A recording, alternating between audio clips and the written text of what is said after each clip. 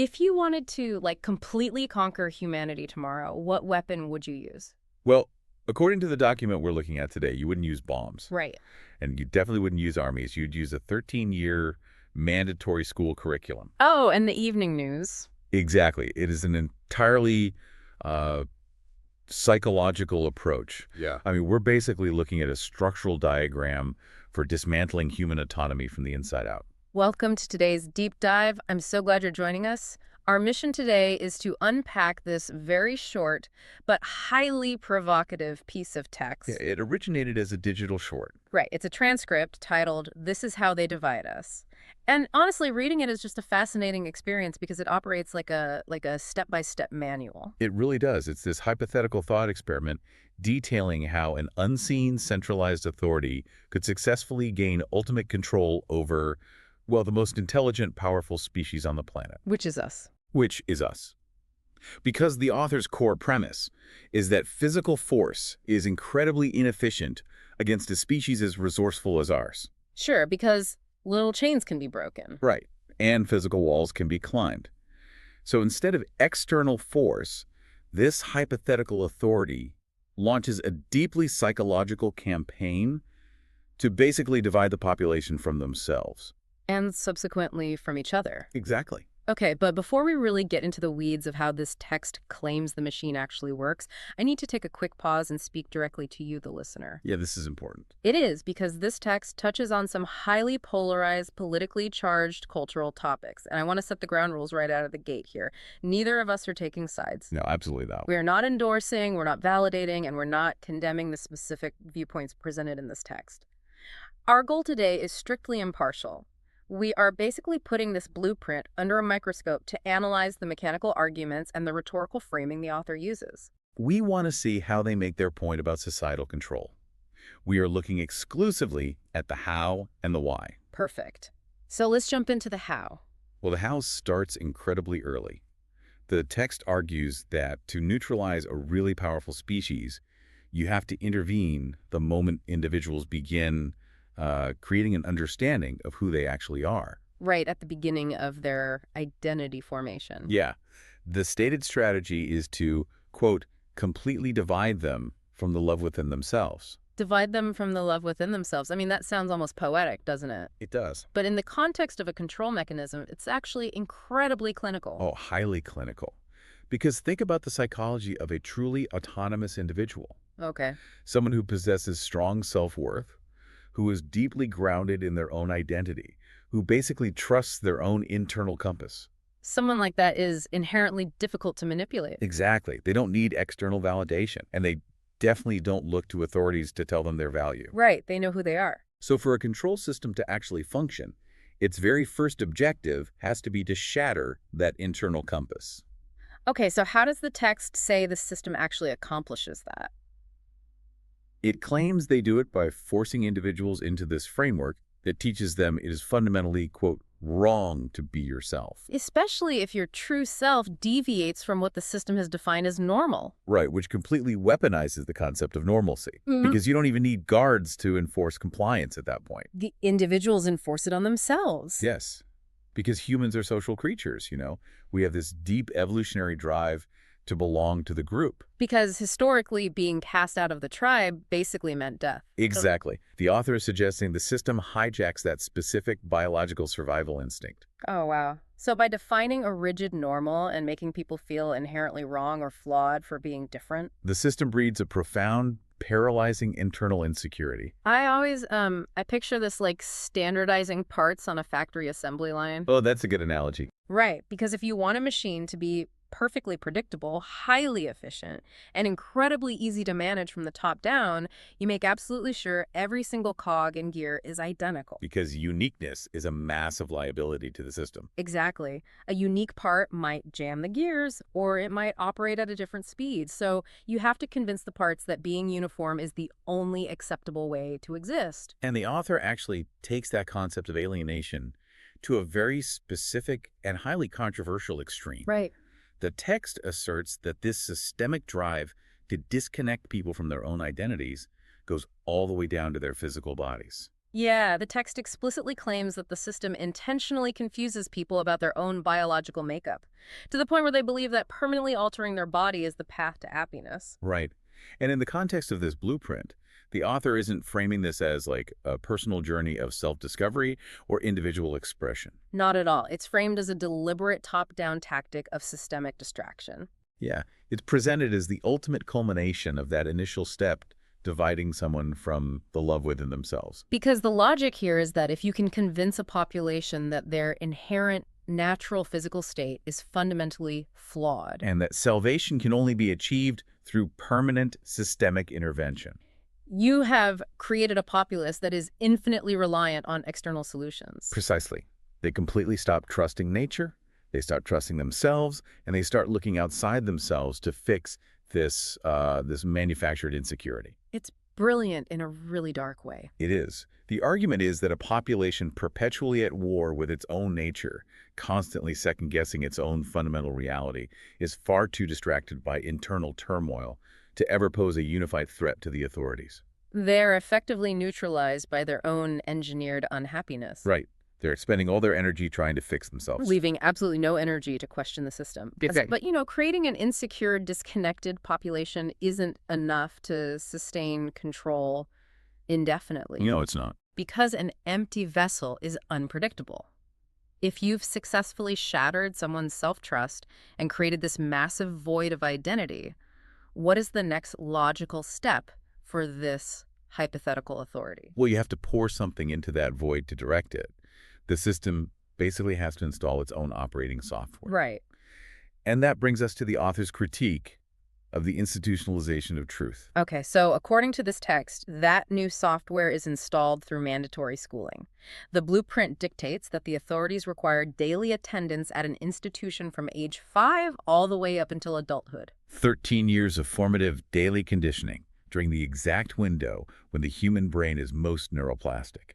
And most vulnerable to programming. Exactly. Okay, wait, let me push back on this for a second because we have to wrestle with the reality of how civilizations actually function. Sure, play devil's advocate. Every successful society in human history passes down accumulated knowledge, right? We put kids in classrooms, we test their comprehension, and we explain how the world works so the next generation doesn't have to literally reinvent math or agriculture from scratch. That's a fair point. We do need a baseline reality just to communicate with each other. So is the author arguing against the concept of education entirely, or is there something specific about the method here that makes it malicious indoctrination? That is the pivotal question. And the author's answer lies in the constraints of the curriculum itself. The text doesn't actually critique the teaching of basic skills. Okay. It focuses on the psychological boundaries drawn around the students. The author specifically notes that the institution makes them focus only on the information that is provided. Ah. So it's a curriculum of exclusion? Precisely. The text goes on to say the authorities give them an explanation for absolutely everything so that they, quote, never have a chance to make their own assumptions of the world. Never have a chance. Right? The author is pointing to the massive cognitive load placed on these developing minds. If a child's day is completely consumed by memorizing and regurgitating a massive, rigid set of facts. There is zero mental bandwidth left for asking what if. Exactly.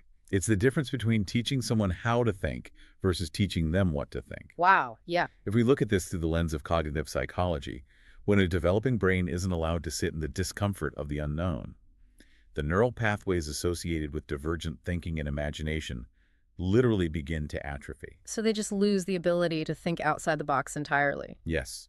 The author is suggesting that this 13-year process isn't about enlightenment at all.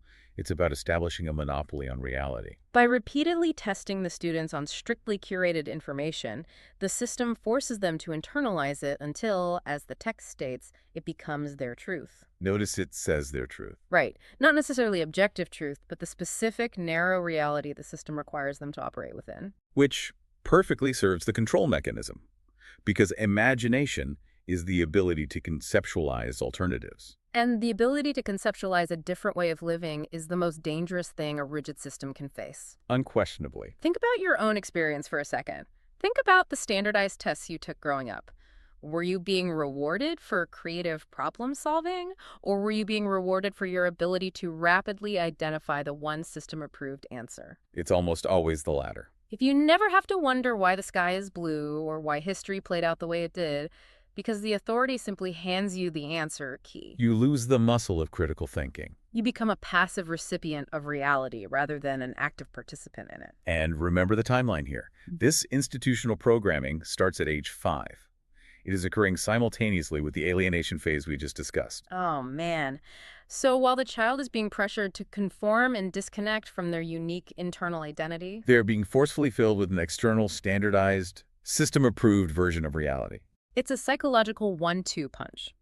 First, make them doubt their own instincts. Second, tell them exactly what to believe.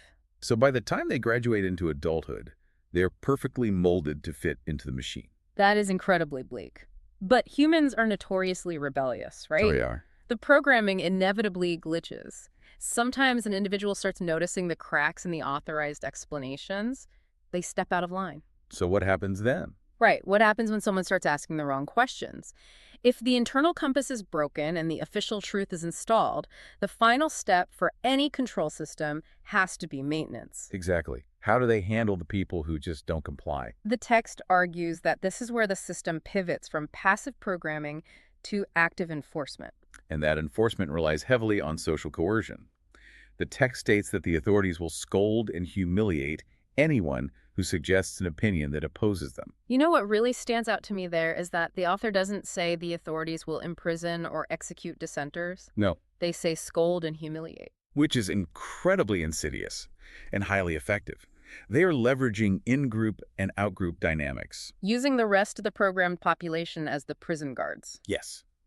If you can make the cost of dissenting socially unbearable, you don't even need a police state. Because if you risk being mocked, ostracized, or completely humiliated by your peers, most people will just bite their tongue, bury their questions, and get back in line. To your earlier point about our evolutionary biology, social isolation literally feels like a death sentence to the human brain. But crushing dissent through humiliation is just the localized version of the maintenance phase, isn't it? Yeah, the text outlines a much broader, relentless strategy to keep the entire population fractured on a macro scale. And it does this by fundamentally weaponizing our perception of humanity itself. The author claims the system will constantly remind the population of how cruel their ancestors were to each other in the past. And then, on top of that historical guilt, they will continually broadcast how cruel people are to each other in the present. It is a deliberate curation of human failing. I picture it like a sensory overload tank of negativity. That's exactly what it is. You step out of your 13 years of institutional programming, and you immediately step into an adult media environment that is just a relentless barrage of historical atrocities and present-day horrors. The text specifically calls out the news, actually. It says the strategy is to only show them tragedies on the news so that they live in fear and think the worst of one another. Let's look at the biology behind why that works so perfectly, because it's not just a theory. No, it's physiological. The human nervous system is evolutionary wired for threat detection. Our brains prioritize negative information because recognizing a threat is what keeps us alive. Right. So when you're exposed exclusively to tragedy, violence, and cruelty, your brain's amygdala, the fear center, completely hijacks your nervous system. You are basically placed in a constant state of physiological stress and hypervigilance. You never relax. Think about the last time you spent an hour just doom scrolling through a news feed or social media. How did you feel afterward? Usually terrible. Exactly. Did you feel connected to your community, or did you feel deeply cynical about your fellow human beings? If the information I consume only highlights betrayal and violence, I'm going to look at the person living next door to me with deep suspicion. You're going to assume everyone is a potential threat. And that is the ultimate mechanism of control. Fear is the ultimate isolating force. Because when the amygdala is highly active, the prefrontal cortex, the part of the brain responsible for logic, empathy, and complex critical thinking, actually shuts down. It literally powers off. Basically, yeah. Yep. A fearful brain cannot process nuance, and a fearful population cannot organize. If you're constantly looking over your shoulder at your neighbor, terrified of what they might do to you, you're never going to look up to see the people actually pulling the strings. You are too busy guarding your own front door to notice the entire neighborhood is built inside a cage. That is such a powerful image. The author makes a brilliant point about the nature of unity here. A population cannot unite to challenge authority if they are terrified of each other. By weaponizing history to breed guilt and curating the news to trigger our biological threat responses, the system ensures the population remains perpetually fractured. It's divide and conquer, but on a hyper-sophisticated psychological scale. They don't have to build physical walls between us if they can build psychological walls inside our minds. Exactly. If I believe you are inherently cruel and you believe I am inherently cruel, we will never join forces to demand a better system. Instead, we will constantly beg the authorities to protect us from each other. Which perfectly justifies the authorities' continued existence, their funding, their power. The population willingly trades their freedom, their autonomy, and their privacy for the illusion of safety from a threat that the system itself is constantly amplifying. It is a closed loop, a perfectly designed trap. The system manufactures the fear and then sells you the protection, all while keeping you completely isolated from the only people who could actually help you dismantle it. The author of this text has essentially mapped out a blueprint for creating a self-policing, fearful, and entirely dependent society. Okay, so what does this all mean for us? Let's take a step back and look at the whole picture we've constructed today based on this short, provocative document. We found an outline of a three-pronged attack on human autonomy. Right. First, the hypothetical system attacks the individual at their roots. It suppresses self-love and unique identity, weaponizing the concept of normal to create deep internal insecurity and pushing the individual toward physical and psychological alienation. Second, it captures the developing mind through 13 years of rigid, institutionalized programming. It fills that void of insecurity with a standardized truth, systematically eliminating the cognitive bandwidth for independent thought or the imagination of alternatives. And finally, it seals the trap with an enforcement mechanism built entirely on fear and social division. It uses the threat of humiliation to crush dissent, and it curates a constant biologically triggering diet of historical and present-day tragedy to ensure we view each other as enemies rather than allies. It is a profoundly dark mirror to hold up to society. Connecting this back to you, the listener, the value of a text like this isn't necessarily about accepting it as absolute literal fact. No, not at all. Regardless of whether you agree or disagree with the specific claims the author makes about biology, education, or media, the text serves as a brilliant diagnostic tool for your own life. It prompts a completely personal audit. Yeah, it asks you to look critically at your own information diet and the systems you navigate every day. It challenges you to consider the institutions you interact with. Your schooling, your workplace culture, the television you watch, the algorithms that feed your social media timelines. Are these systems genuinely encouraging you to think freely, to explore nuance, to trust your own instincts, and to connect with others? Or when you really look at their mechanics, are they subtly conditioning you to be fearful, to conform to an arbitrary standard, and to view your fellow citizens with suspicion? It's a call to become active rather than passive in how you perceive reality. It really is. It's about recognizing the invisible currents trying to pull you into a state of anxiety and isolation.